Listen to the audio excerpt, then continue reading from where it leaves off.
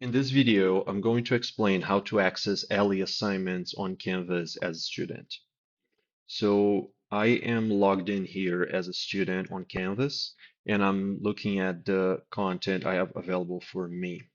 I'm going to choose this lesson, which is a lesson that is connected to Ellii, connected to an assignment on Ellii. I'm going to click on it and simply load this item in a new window. I'm going to click here and a new tab will open and I'll have access to the assignment. It's as simple as that.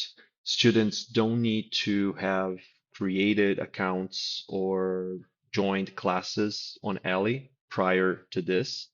They will simply have access to the assignment and they can hit start lesson and they would complete the lesson as they would if they were logged in on Ellii.